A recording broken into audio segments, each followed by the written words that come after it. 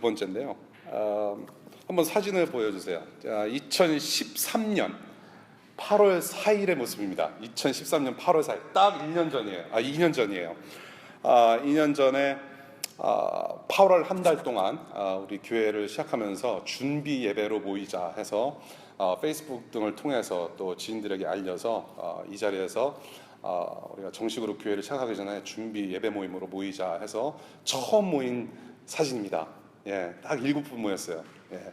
그러고 나서 두 번째 주에는 아무도 안 오더라고요. 예, 그래서 우리 가족끼리 이 앞에서 기도하고 찬양하고 예배하고, 예, 더러는 말씀 준비는 했는데 뭐 애들이 뭐 압니까? 그래서 같이 눈물로 기도하고 그렇게 해서 2013년 9월 첫째 주에 정식으로 예배를 시작했습니다. 그때 9월 첫 주, 이제 앞으로 우리가 한 달 뒤면은 2주년이 돼요. 2주년이 되고 그때 2013년 9월 첫째 주에 한 30명 정도 왔습니다. 한 25명, 30명 왔고 함께 예배를 시작함으로 해서 우리 DC2DC 교회 사역을 정식으로 시작하게 되었습니다. 지난 2년간 정말로 많은 영혼들이, 많은 청년들과 많은 또 방문객들이 와서 함께 예배했어요. 예, 수많은 분들이 왔다 가셨고, 또 관광하시는 분들이 구글을 통해서 서치를 하다 보니까 우리 교회가 DC 안에 있는 것을 알고 또 함께 예배하고 또 떠나가시기도 하고, 그야말로 축복의 통로로서 하나님께서 이 교회를 사용하시는 것 같아요. 제가 한번 쭉 숫자를 좀 따져보니까는 약 100명의 그 영혼들이 이 교회를 거쳐 가셨어요, 이미. 예, 그래서 2년이 지난 이 자리에 지금 여러분도 하나님을 지금 예배하고 계시고, 변함없이 또한 앞으로 2년 뒤에도 변함없이 하나님께서 예배를 이 장소에서 받으시고 우리의 찬양을 받으시고 우리가 말씀을 듣게 되는 줄로 믿습니다. 앞으로 하나님께서 이 교회를 계속해서 일으키시고 세우시고 정말 하나님의 능력을 이 땅 가운데 보여주실 줄로 저는 믿어요. 오늘은 하나님께서 하나님이심을 알게 하라. 하나님께서 이 워싱턴 DC, DC2DC라는 이 교회를 통해서 이 DC의 수많은 영혼들에게 하나님께서 하나님이심을 알게 하시는 사역을 하신 것처럼, 그렇게 오늘 그 주제를 가지고 오늘 본문의 말씀을 좀 한번 상고해 보려고 합니다. 오늘 본문은 엘리야 이야기입니다. 엘리야의 이야기고, 엘리야를 통해서 하나님께서 하나님이심을 알게 되는 그런 역사를 우리가 한번 보고자 합니다. 그렇게 해서 정말로 하나님께서 저와 여러분들에게 어떤 마음의 스파크, 영적인 스파크를 일으켜 주시기를 소망하면서 우리 본문 말씀 같이 봤으면 좋겠어요. 열왕기상입니다. 1 Kings chapter 18 verse 15 to 20.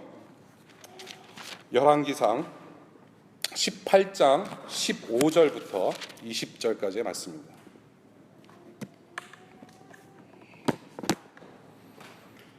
열왕기상 18장 15절부터 20절.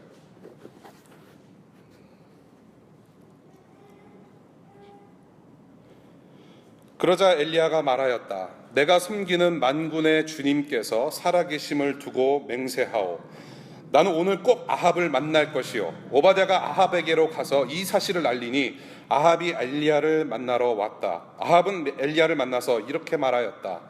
그대가 바로 이스라엘을 괴롭히는 자요? 엘리야가 대답하였다. 내가 이스라엘을 괴롭히는 것이 아니라 임금님과 임금님 아버지의 가문이 괴롭히는 것입니다.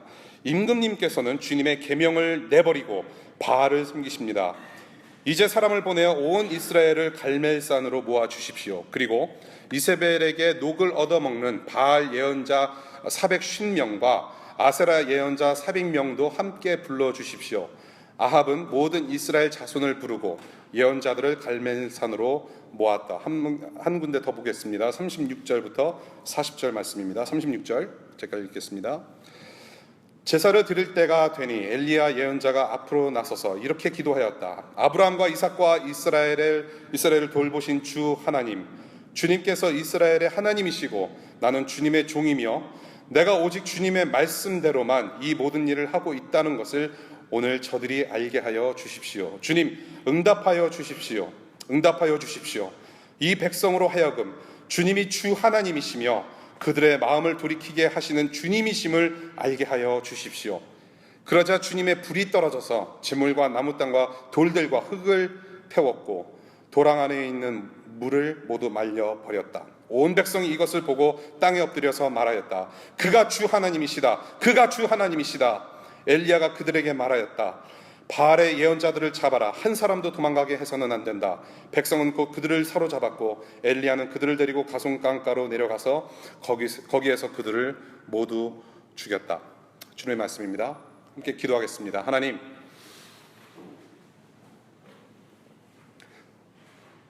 그가 주 하나님이시다. 그가 주 하나님이시다. 오로지 하나님만이 우리의 주님 되십니다. 오로지 하나님만이 우리의 하나님 되십니다. 이렇게 고백하는 우리 모두가 될 수 있도록 하나님 이 말씀으로 우리를 변화시켜 주시기를 시간 간절히 기도합니다. 오직 하나님만이 하나님이십니다. 두렵고 떨리는 마음으로 이 거룩하신 하나님의 말씀을 대하면서 이 말씀, 이 진리의 풍성함을 우리 영혼 가운데 풀어주시고 그러한 고백이 우리의 입술뿐만 아니라 우리의 심정, 우리의 마음 한 구석구석부터 해서 터져나오는 우리의 고백이 될 수 있도록 성령 하나님 이 시간 강력하게 임하여 주시기를 기도합니다. 모든 영광 홀로 받으소서. 예수님 이름으로 기도드렸습니다. 아멘. 오늘 열왕기상 18장을 사실은 다 봐야 되는데요. 오늘 포션만 우리가 봤습니다. 열왕기상 18장을 여러분들이 쭉 보게 되면 사실은 여러분들이 이미 보신 내용에서도 충분히 이야기를 할 수 있겠지만은 하나님께서 하나님이심을 알게 하라는 주제가 나올 수밖에 없는 상황을 어렵지 않게 볼 수가 있습니다. 이 상황을 간단히 제가 세 가지로 나눠서 말씀드릴게요. 지금 어떤 상황인지. 첫 번째, 가뭄이 있었습니다. 3년 넘게 비가 오지 않았어요. 기근이 심했습니다. 그래서 백성들이 고통 중에 있었습니다. 이 나라 왕까지 물을 찾으러 다녔으니 상당히 심각한 그런 처지에 있었음을 우리가 알게 됩니다. 천지를 다스리시는 하나님의 은혜가 아니고서는 이 가뭄이 해결받을 수 없는 그런 상황에 놓여진 게 된 것입니다. 두 번째, 왕이 타락했습니다. 왕이 타락했어요. 아합 왕과 그의 아내 이세벨 사모님께서 하나님을 섬기지 않고 바알신을 섬겼다라는 것입니다. 뿐만 아니라 각 지역마다 바알 우상을 새겨서 우상을 섬기고 그 지역 백성들이 타락하게 되었습니다. 그래서 바알 신앙, 바알을 섬기는 것이 일종의 국가 종교가 되어 버렸습니다. 나라 전체가 타락하게 되었다라는 것이요. 세 번째, 하나님의 선지자들에 대한 핍박이 있었다라는 것이에요. 가뭄이 있었고 왕가가 타락했고 이제는 그 왕이 예언자들을 향해서 갑질을 시작하게 됩니다. 핍박합니다. 그들을 죽입니다. 예언자들을 죽이고 학살하고 그런 범죄를 하나님 앞에서 저지릅니다. 하나님과 하나님의 대언자들을 두려워하지 않았다라는 큰 범죄를 졌다라는 것이에요. 이것을 한마디로 종합하면 어떤 상황이냐? 하나님의 존재가 철저하게 무시당하는 아주 영적으로 절박한 상황이라는 거예요. 그래서 하나님께서 직접 개입하셔야 하는 이런 상황 가운데서 하나님께서 엘리야라는 선지자를 보내주시는 거예요. 하나님께서 하나님이심을 나타내라는 그분의 부르심에 순종하는 엘리야의 모습이 바로 오늘 열왕기상 18장의 모습입니다. 그래서 본문을 통해서 하나님께서 하나님이심을 알게 하시는 그 스파크를 일으키시는 방법과 특징을 오늘 크게 한번 세 부분으로 한번 나눠서 보려고 해요. 첫 번째 무엇이냐?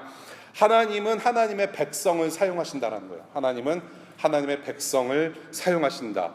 1절 보겠습니다. 18장 1절을 보니까 하나님께서 엘리야에게 명령을 내리세요. 가서 아합을 만나라. 아합 왕을 만나라는 명령을 내십니다. 그러시면서 동시에 내가 땅 위에 비를 내리겠다라는 말씀을 하세요. 즉 가뭄으로 힘들어하는 거 내가 다 보고 있는데 네가 할 일이 있고 내가 할 일이 있다. 네가 할 일은 아합 왕을 만나는 것이 네 일이고 비를 내리는 것은 내 몫이다라는 것을 말씀으로 하시는 거예요.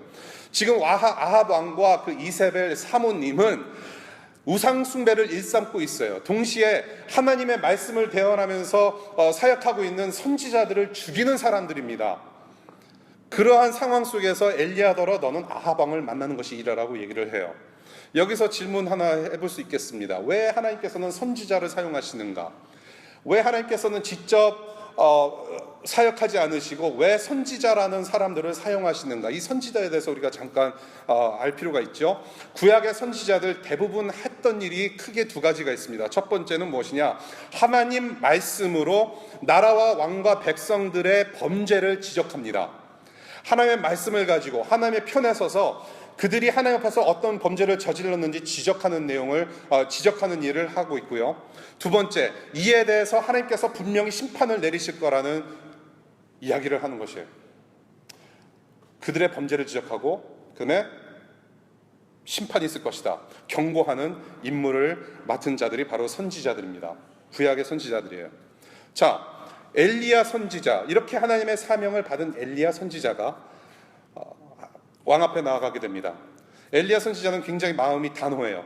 하나님을 경외한 왕의 오른팔 오바댜라는 사람이 등장을 하는데요. 오바댜가 극구 말립니다. 너도 죽고 나도 죽는다. 그러지 마라. 왕 만날 필요 없다라고 얘기함에도 불구하고 아합 왕을 만나고자 했습니다. 8절 볼게요. 엘리야가 여기에 있다고 그대의 상전에게 말하시오. 15절. 나는 오늘 꼭 아합을 만날 것이오. 아주 마음이 단호한 상태입니다. 그래서 엘리야는 아합 왕을 드디어 대면하고 맙니다. 16절부터 19절의 내용이에요. 선지자들이 하나둘씩 죽어가고 있고 엘리야의 동료들이 죽어가고 있는 판국에 엘리야는 두렵지 않고 아합 왕을 대면하게 됩니다. 그래서 엘리야는 담대하게 아합 왕 면전에서 경고합니다. 첫 번째, 당신은 하나님의 계명과 하나님의 말씀을 버렸다. 두 번째, 당신은 바알을 섬기고 있다. 이것은 하나님 앞에서 범죄라는 것을 얘기를 합니다. 폭군입니다. 아합 왕은 폭군이에요. 하나님의 사람들을 죽이는 사람들이에요. 그런데 엘리야는 면전에다가 대놓고 마치 김정은 같은 사람 앞에서 범죄를 얘기를 하고 심판을 얘기를 합니다. Look,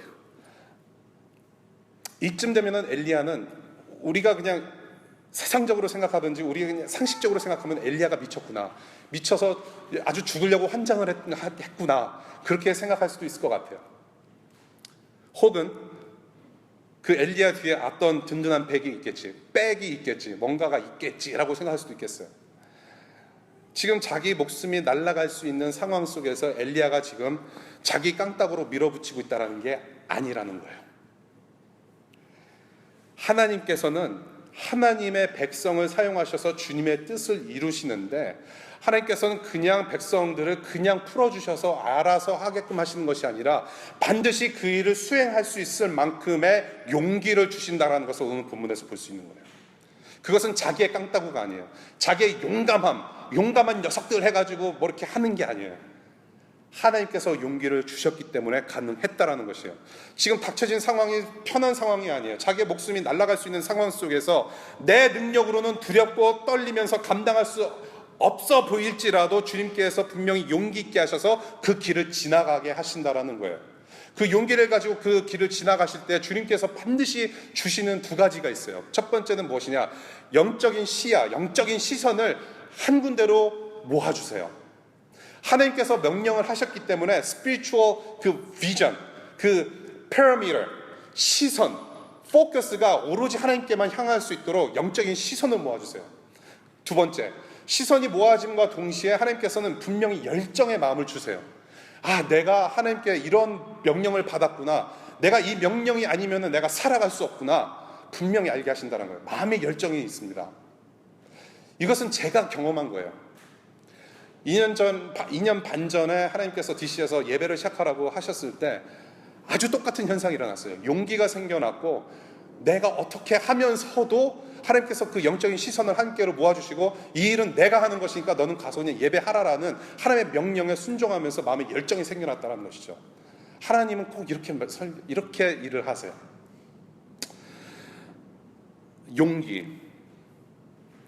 엘리야를 사용하셨던 그 동일하신 하나님께서 그분의 비전을 이루시기 위해서 여러분들도 사용하시는 줄로 저는 믿습니다. 아멘이 없군요. 잘하셨어요. 하나님께서 여러분들을 사용하신다라고 했을 때 우리가 섣불리 아멘 하는 것도 상당히 사실은 위험해요. 왜냐하면 어떻게 사용하실지 모르기 때문에 그래요. 아멘은 마음으로 하셨을 줄 저는 믿습니다. 예. 왜냐고요? 예수 그리스도를 구주로 영접하고 하나님 나라를 살아가는 사람의 삶은 절대로 편안함이 보장되지 않기 때문에 그래요. 워싱턴 DC, 버지니아, 메릴랜드, 미국 땅 너무나도 살기 편해요. 여러분들이 예배한다고 해서 여러분들이 맥도날드 가서 기도하고 아멘하고 햄버거를 먹는 거에 대해서 아무로 여러분들 핍박하지 않아요. 길거리에서 전도지 나눠졌다고 해서 아직은 우리가 핍박당하는 수준이 아니에요.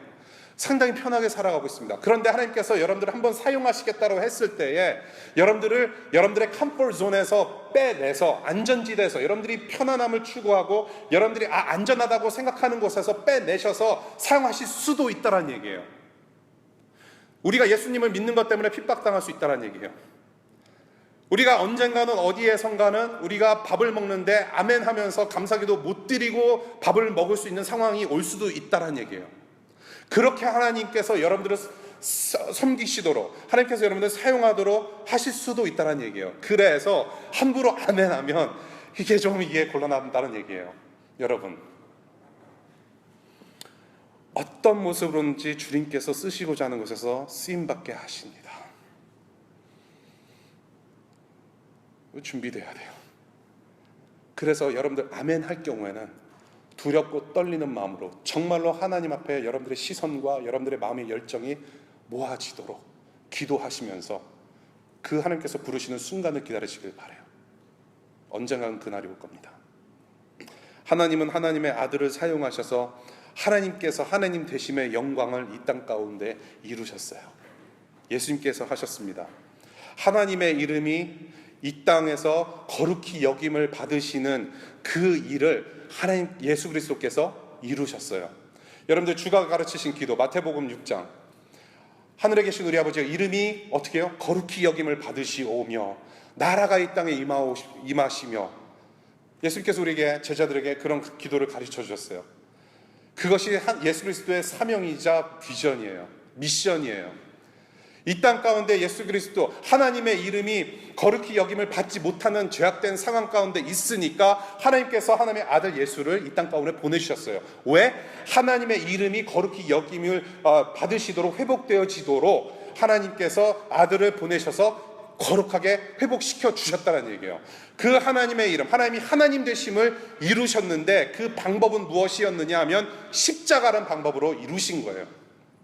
그래서 하나님의 아들 예수께서 하늘 영광이라는 컴포트존에서 내려오셔서 이 땅 가운데서 비천함과 그런 불편함 가운데 사시다가 십자가 죄사함 통해서 저와 여러분들을 구원해내셨다는 거예요. 그러므로 말미암아 저와 여러분들은 우리가 영원히 죽어야 될 죄인이었었는데 우리가 하나님을 만났다.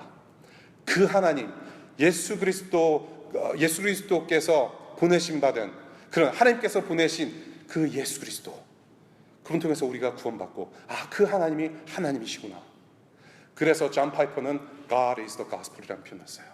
우리가 하나님을 만나는 그 기쁜 소식, 하나님이라는 기쁜 소식을 우리가 경험하게 되었다는 것이에요. 그래서 여러분들이 지금 여기서 하나님의 이름을 마음껏 찬양하고 하나님의 이름을 불러가면서 예배할 수 있게 됐다는 것이에요. 이 시간 우리가 여기 앉아있는 이유는 다른 거 없어요. 하나님이 하나님 되심을 인정하는 자리예요. 그것을 우리는 We call it worship. 예배라고 부르는 거예요. 하나님께서 당신의 아들 예수 그리스도도 사용하셨다면 하나님께서 엘리야라는 사람을 사용하셨더라면 하나님께서 동시에 여러분들도 사용하시는 줄로 믿습니다. 분명히 사용하실 거예요. 이 세상에 아합들이 너무나도 많습니다. 권력과 그런 힘이 있는 자들이 많습니다. 그런데 우리의 전능하신 하나님께서 그분의 영광을 위하여 여러분들을 한번 사용하시겠다라는데 무엇이 두렵겠습니까? 그것이 바로 첫 번째 포인트, 하나님의 하나님 되심을 위해서 하나님은 여러분들을 사용하신다라는 거 우리가 본문에서 볼 수 있습니다. 두 번째는 하나님은 하나님의 능력을 보이신다라는 말씀을 주세요. 하나님은 하나님의 능력을 보이신다. 오늘 본문의 클라이막스로 이제 들어오게 되는데요.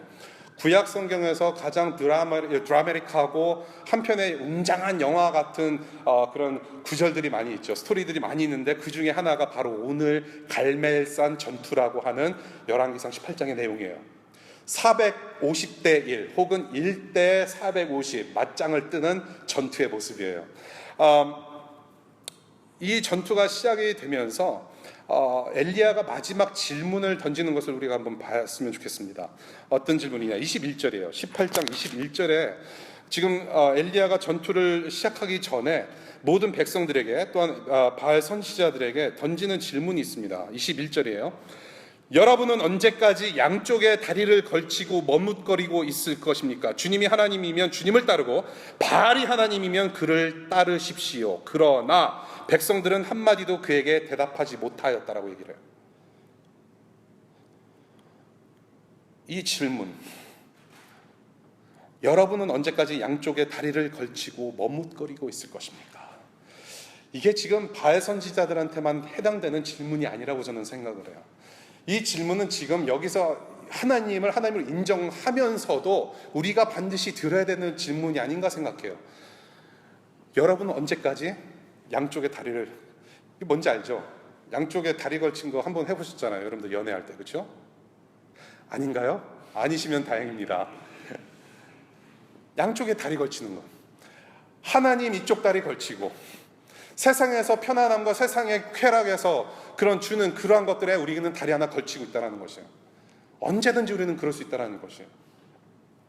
그 질문 앞에 여러분들은 어떻게 반응하시겠어요? 지금 그 질문 앞에 지금 많은 백성들이, 지금 그 바알을 섬기고 있는 백성들이 지금 어떤 반응을 보입니까? 아무런 반응을 보이지 않았어요. 그것은 무슨 의미예요? 나는 그냥 바알이 줬사오니 그냥 내가 살던 대로 살겠다라는 얘기예요. 맞다, 내가 하나님을 섬겨야 되는데 절대로 그러지 않았다라는 얘기예요. 자, 그래서 이 엘리야가 지금 이 질문을 던지고 난 다음에 마지막으로 그 바알 선지자들에게 지금 확인 작업이 들어간 거예요. 얘네가 지금 이 영 아니구나, 얘네 아주 멀리 갔구나라고 하는 거죠. 자, 그래서 엘리야가 지금 이런 반응을 보이면서, 자, 이제는 하나님께서 심판의 능력을 보이시도록 이제는 준비해야 되는 거, 그게 다예요. 준비만 하면 되는 상황입니다. 이제 엘리야는 할 것을 다 했어요. 하나님을 선포했습니다. 하나님의 그런 경고를 다 선포를 했어요. 마지막으로 질문 던졌습니다. 너네 다시 정말로 이렇게 양다리 걸칠래? 반응이 없어요. That's it. 엘리야가 할 수 있는 것은 하나님의 심판이 내려지도록 준비하는 작업만 남았다는 거예요. 자, 그래서 바알에 대해서 계속 얘기를 합니다. 바알이 무엇인가 잠깐 말씀을 드릴게요. 바알이 무엇인데 지금 하나님의 사람들이 싸움을 벌여야 되는가? 이 구약에서 주로 볼 수 있는 바알은 풍요와 다산의 신이라고 합니다. 풍요와 다산. 그래서 주로 농경사회, 주로 농촌에서 주로 농작물을 거두는 그런 농사짓는 사람들이 주로 섬기던 우상이었다라고 하는 것이죠. 그래서 이 사람들이 믿는 것은 비가 안 오는 가뭄에 있어서 가뭄의 시기를 지날 때에 바알은 분명히 우리에게 비를 내려줄 것이다. 그렇게 해서 바알 신을 섬겼다라고 얘기를 해요. 오늘의 본문도 그런 내용이죠. 그래서 수년간 가뭄으로 고통받던 백성들이 바알이 비를 내려줄 거라 섬기면서 이렇게 엘리야랑 지금 대면하고 있는 것이에요. 전투가 시작이 돼요. 드디어 엘리야가 450명의 바알 선지자, 바알을 섬기고 바알을 그렇게도 따랐던 그런 열정의 선지자들과 맞짱을 뜨는 아주 스펙타큘러한 전투가 이제 벌어지게 됩니다. 저는 영화를 좋아해요. 영화를 참 좋아해요. 그래서 저는 그 영화관에 가면은 마지막 10시 반 영화, 11시 영화도 혼자 가서 봅니다.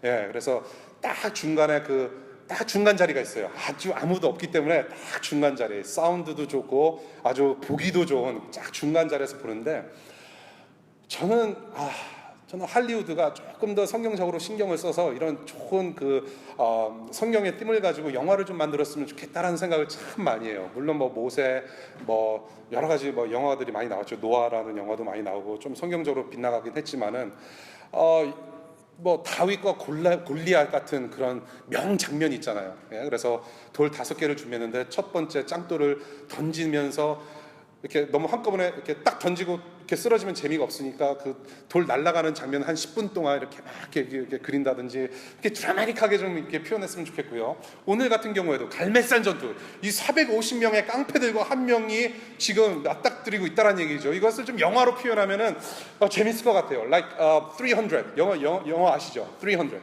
예, 그것처럼 좀 이렇게 멋있게 좀 그렸으면 좋겠어요. 누가 이겼을까요? 450대 1. 저 스포일러 원하세요? 누가 이겼는지 궁금하시죠? 누가 이겼을까요? 엘리야가 이겼어요. 죄송합니다. 스포일러 터뜨려서 죄송해요. 엘리야가 이겼어요. 450대 1로 맞짱을 떴는데 엘리야가 이겼어요. 이 지금 엘리야가 싸워서 이긴 이 싸움의 내용은 이것이에요. 바알 숭배자들과 엘리야가 각각 소 한 마리를 제물로 바칠 준비를 합니다. 그래서 바알 측 제물에 바알이라는 신이 불을 떨어뜨리면 그 바알 신이 진짜 하나님이고, 엘리야가 준비해 놓은 제물 위에 하나님께서 불을 떨어뜨리면 정말로 그 여호와 하나님이 하나님이라는 것을 시험하는 거예요. 자, 그렇게 해서 제물을 준비합니다. 어떤 신이 진짜 신이고 진짜 하나님인지 갈라보자라는 거예요.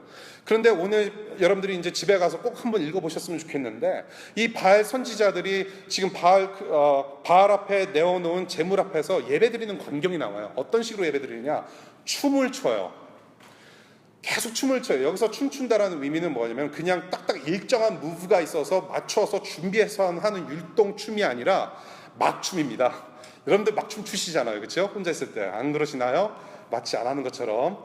예, 막춤이에요. 그냥 정신없이 추는 그런 광기 어린 춤이라고 생각하시면 돼요. 바알이 응답을 안 해요. 불이 안 떨어집니다. 더 심하게 춤을 춰요. 아주 이상한 요란한 동작을 통해서 그 바알을 예배를 합니다. 조용해요. 바알이 불을 떨어뜨리지 않아요. 그러니까 급기야는 어떻게 하느냐? 자기 몸을 찌르고 난리가 났어요. 피투성이로 그 바알 신을 예배를 해요. 미쳤습니다. 상황 종료. 어떻게 상황 종료냐? 그 상황에서 엘리야가 바치는 제물에 하나님께서 불 한 방울 딱 떨어뜨려 주심으로 해서 상황은 종료. 엘리야가 이겼습니다. 사실 전투라고 말하기에는 상당히 심심하고 싱거운 이야기예요. 이거를 아마 영화로 표현한다면 좀 머리 좀 써야 될 것 같아요. 엘리야가 전투에 임하면서 드리는 기도를 한번 봤으면 좋겠어요. 36절과 37절의 내용인데요. 바알 선지자들이 광기 어린 그런 춤동작으로 바알 신을 예배하면서 불을 내려주십시오라고 요청했던 그 완전 정반대의 모습으로 엘리야는 하나님 앞으로 나갑니다. 엘리야는 기도를 했습니다. 어떤 기도를 했느냐? 하나님의 영광을 나타내시고 하나님의 하나님 되심을 알게 하시라는 하나님 영광 중심의 기도를 했다라는 것이에요. 하나님께서 하시는 전투이니까 하나님의 영광을 구하는 기도를 했다라는 것이에요. 마침내 39절에 그 전투 광경, 하나님께서 불을 한번 내려주시고 그 하나님, 그 여호와 하나님이 하나님이시구나라는 것을 목격한 모든 사람들이 하나님이 하나님이심을 인정하게 되었어요. 언제? 엘리야가 하나님 앞에서 하나님의 영광을 구하는 기도를 함과 동시에 하나님께서 직접 능력을 보이신 거죠. 애당초의 이 싸움은 엘리야와 바알 혹은 엘리야와 바알 선지자들의 싸움이 아니었다라는 것을 우리는 볼 수 있게 되는 것이에요. 누구의 싸움이냐? 하나님과 바울의 싸움이었어요. 엘리야나 우리의 싸움이 아니었다라는 거예요. 엘리야의 능력으로 싸워서 이긴 것이 아니에요. 450대 1, 450대 엘리야가 아니었다라는 얘기예요. 그 일은 누구였느냐? 엘리야가 아니라 하나님이었다는 거예요. The battle belongs to the Lord. 하나님께서 하신 전투예요. 나의 능력이 아니라 하나님의 능력으로 그분의 일을 이루세요. 저와 여러분들은 그냥 선포하며 하나님께서 하시는 일을 그냥 준비해 놓으면 되는 거란 얘기예요. 나머지는 하나님께서 알아서 하시겠다라는 것을 이 본문 가운데 우리에게 보여주시는 거예요. 여러분들이 공부하고 여러분들이 직장 생활하고 여러분들이 가지고 있는 재능과 모든 탤런트와 모든 그런 재능들, 그것은 여러분들의 삶의 목표가 아니에요. 그래서 우리는 헷갈리는 거예요. 그래서 우리는 마음을 아파해요. 내가 하는 공부, 내가 직장생활에서 나오는 모든 유익들, 그것이 우리의 삶의 목표가 될 때 그것이 우리의 우상이 될 수 있다는 얘기예요. 그것은 저와 여러분들의 삶의 목표가 아니라 그것은 하나님께서 여러분들을 하나님의 나라로 사용하시고자 하는 준비물이라는 거죠. 혹은 준비 과정이라고 표현할 수 있겠습니다. 그것은 여러분들이 하나님의 영광을 위해서 쓰임받는 도구라는 것이에요. 여러분들의 학위, PhD, MA, Bachelor's Degree, 혹은 학교를 안 다녀도 여러분들이 하고 있는 모든 직장 생활, 여러분들이 가지고 있는 탤런트와 재능들 모두 하나님의 영광을 드러내기 위한 도구라는 것이에요. 그것을 사용하셔서 그분의 뜻을 펼치시고 그분의 뜻을 이루신다라는 것이죠. 애당초 저와 여러분들 사실 능력이 없습니다. 여러분들이 가지고 있는 모든 것들은 그것은 하나님의 은혜로 된 것이에요. 그래서 우리는 하나님께 다시 드려야 되는 것이에요. 하나님의 능력은 상상도 못할 만큼 위대하고 강력하십니다. 그래서 여러분들이 가지고 있는 그 모든 것들은 도구예요. 그것을 모두 뛰어넘어서 여러분들의 생각과 여러분들의 능력을 다 뛰어넘어서 하나님께서는 하나님 방법대로 하나님의 능력으로 일하신다는 거예요. 여러분, 하나님의 능력이 어디까지 펼칠 수 있을까요? 제가 몇 주 전에 말씀드렸죠. 명왕성까지 9년이 걸렸어요. 그보다도 더 위대하신 하나님이시라는 것을 말씀을 드렸습니다.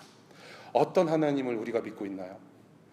그 하나님의 능력은 자기의 아들 예수 그리스도를 십자가에 달리시도록 계획하신 능력의 하나님이세요. 자기의 아들을 죽이시기까지 우리를 사랑하셨던 하나님이셨고, 죽이셨을 뿐만이 아니라 그 죽으신 예수를 다시 부활하시게끔 인도하신 하나님이 바로 우리의 하나님이시라는 거예요. 그 하나님은 그래서 한마디로 어떻게 표현할 수 있느냐, 죽음과 부활을 다스리시는 하나님이시라는 거예요. 우리가 해결할 수 없는 죽음의 문제와 부활의 문제를 해결하신 분이 바로 우리의 하나님이시라는 거예요. 그것이 능력의 하나님이에요. 하나님의 능력이에요. 그 하나님을 우리는 바라보고 산다라는 것이에요. 그 능력 가운데 우리를 불러내셔서 우리는 육체적으로 한 번 죽지만은 다시 부활할 수 있다라는 것이에요. 그 부활의 소망을 가지고 살게끔 하신 분이 누구냐 하면 바로 이 하나님이라는 거예요. 이 하나님의 능력. 그래서 고린도후서 4장 14절을 보니까 주 예수를 살리신 분이 예수와 함께 우리도 살리시고 여러분과 함께 세워주시리라는 것을 우리는 알고 있습니다. 하나님께서는 예수님을 죽이시고 살려내셨어요. 그 동일하신 하나님께서 2015년을 살아가고 있는 우리도 그 죽음과 부활의 소망을 알게 하신다는 거예요. 그것이 하나님의 능력입니다. 죽음과 부활의 능력이 하나님이시라면 정말로 그분께 맡겨드리지 못할 일이 무엇이 있겠습니까? 반드시 여러분들 통해서 하나님의 전능하심을 보여주십니다. 겸손히 하나님 앞에 나아가고 여러분들이 가지고 있는 모든 학위와 공부와 재능과 모든 것을 다 준비해서 하나님 앞에 내어놓으면 하나님께서 여러분들을 반드시 그걸 사용하셔서 하나님이 하나님 되심을 나타내십니다.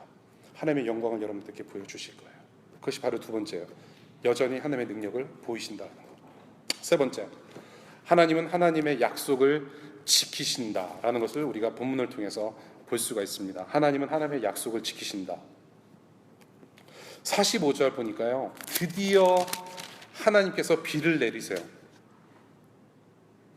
그렇게도 3년 반 이상을 그렇게도 바래왔던 비를 하나님께서 이제 내리세요.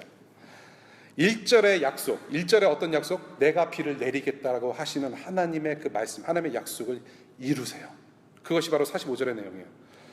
하나님께서 비를 내리시는 동시에 무슨 일이 일어나느냐? 그 의미는 무엇이냐? 바알과 그 우상 숭배자들이 철저하게 패배당하는 순간이에요. 동시에 모든 백성들이 하나님의 하나님 되심을 확인하는 순간이 바로 이 비 내리는 순간이에요. 하나님은 분명히 엘리야를 통해서 약속하셨어요. 내가 비를 내리겠다. 45절 이루셨어요. 신실하신 하나님을 우리가 볼 수 있습니다. 그런데요, 주목해서 볼 부분이 있어요. 반드시 이것을 우리는 짚고 넘어가야 돼요. 분명히 하나님께서는 엘리야에게 1절에 내가 비를 내리시겠다라고 하셨고 엘리야는 이를 위해서 기도하는 모습을 42절에서 묘사를 하고 있습니다. 이 42절 볼게요. 땅을 바라보며 몸을 굽히고 그의 얼굴을 무릎 사이에 넣었다라는 표현을 써요. 이것을 주로 주석가들은 엘리야는 지금 하나님께 기도를 하고 있는 모습이다라고 해석을 해요. 그 기도 외에는 달리 해석할 방법이 없습니다. 기도를 해요. 그리고 여러분들이 이미 야고보서 5장을 공부하셨듯이 야고보서 5장 17절과 18절에 엘리야의 얘기가 나와요. 엘리야는 우리와 성정이 똑같은 사람인데 엘리야가 기도를 함으로 해서 하나님께서 응답을 해주셨다라는 그런 예화를 들고 있습니다. 야고보가. 자, 그렇다면 지금 비가 내리고 있는데 이 비가 내리는 것은 하나님께서 엘리야의 기도와는 상관없이 일방적으로 내려주신 것인지 아니면 엘리야가 기도를 했기 때문에 비를 내려주신 것인지에 대해서 생각해 볼 필요가 있다는 것이에요. 무슨 말씀인지 아시겠어요? 엘리야가 기도를 안 해도 하나님께서는 비를 내려주시는 것인지 아니면 엘리야가 기도를 했기 때문에 기도의 응답으로 비를 내려주시는 것이 알 필요 있다는 얘기예요. 이 문제는 하나님은 어떤 분이신지 첫째로, 두 번째로 하나님께 드리는 기도란 무엇인지를 우리는 생각해 보게 된다는 것이죠. 어떤 하나님이세요? 자, 만약에 우리가 기도를 열심히 해서 하나님께서 요구하시는 대로 하나님께 요구하는 대로 하나님께서 즉각 다 이루어 주신다면 그렇게 많이들 들었을 거예요. 하나님께 기도하면 믿음으로 간절히 구하면 다 이루실 것이다. 근데 만약에 누가 저더러 다시 그 기도에 대해서 그런 똑같은 내용으로 저한테 말을 한다면 저는 억울해요. 왜냐면 저는 수많은 기도 제목을 정말로 믿음을 가지고 간절히 기도를 했는데 안 들어주신 게 더 많거든요. 그래서 저는 누가 기도에 대해서 그렇게 가르치면 저는 억울해요. 내가 기도했는데 기도 응답 안 받은 경험이 더 많다라는 얘기예요. 그 크신 하나님의 마음을 저와 여러분들의 기도 몇 마디로 하나님의 마음을 바꿀 수 있다면 저와 여러분들은 언제든지 하나님을 좌지우지할 수 있어요. 하나님 이거 들어주세요. 마음을 다해서 기도를 하면 만약에 다 이루셨다. 하나님 저거 들어주세요. 저거 필요해요. 간절하게 기도해서 또 들어주셨다. 그러면 하나님은 우리를 컨트롤하신 것이 아니라 우리는 하나님을 기도라는 도구를 통해서 컨트롤하는 것밖에 안 돼요. 제가 늘 말씀드리지 않습니까? 우리나라 60년 분단의 아픔을 겪고 있어요. 지금 휴전 중이에요. 아직 전쟁이 끝난 상태가 아니에요. 테크니컬리 종전을 해야 통일로 갈 수 있어요. 전쟁이 맞춰져야 돼요. 우리 여기 남궁 선생님도 계시지만 우리가 수많은 우리 선조들이 60년 동안 얼마나 할아버지 할머니들이 기도를 많이 했겠습니까? 하나님께서 기도 안 들어주시잖아요. 그렇게 믿음을 가지고 열정을 다해서 우리 통일을 위해서 기도를 했는데 억울해요. 5불짜리 기도를 넣으면 5불짜리 프로덕트가 나와야 돼. vending 머신. 그렇죠? 하나님 5불짜리 기도 넣는데 왜 1불짜리 기도 응답만 주세요? 억울해요. 그리고 하나님 힘들잖아요. 그게 아니라는 거예요. 그렇다고 해서 아예 기도를 하지 말아야 되느냐? 또 그것도 아니잖아요. 예수님께서 우리에게 기도를 가르쳐 주셨고 또 예수님의 삶을 통해서 습관을 보이셨어요. 기도하시는 습관을 보이셨어요. 기도를 가르치셨어요. 그렇다면 우리도 기도를 해야 돼요. 그렇다면 왜 기도를 해야 되느냐?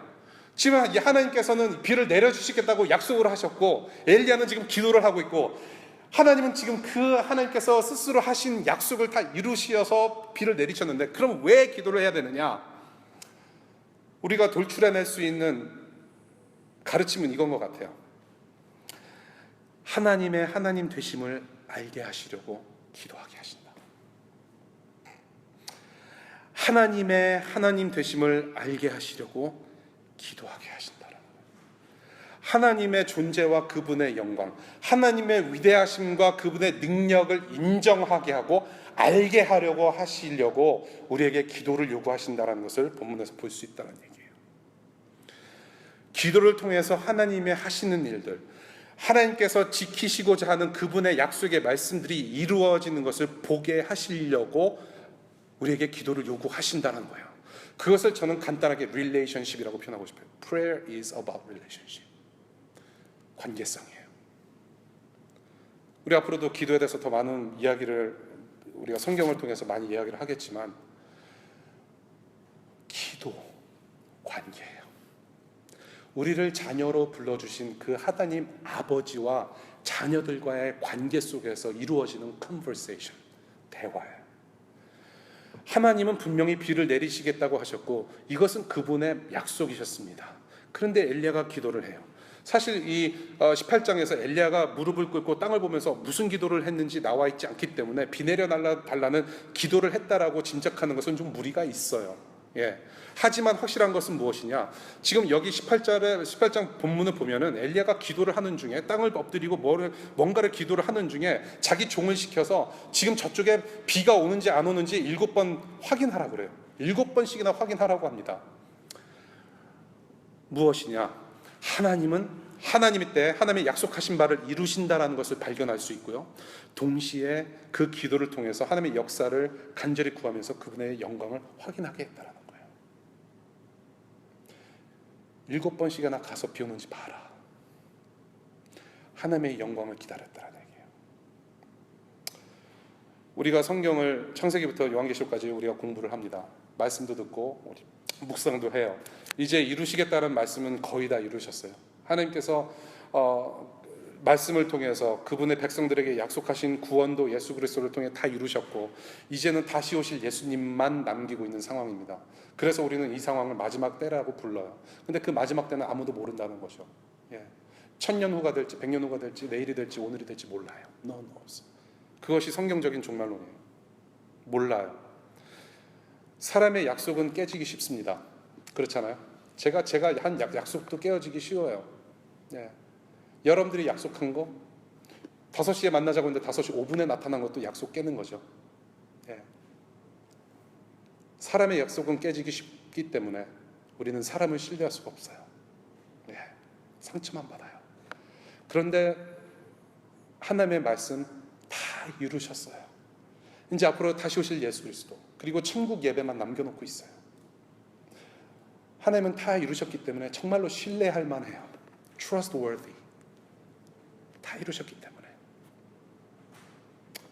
우리와 함께 하시겠다는 그 약속도 반드시 지키시는 줄로 믿습니다.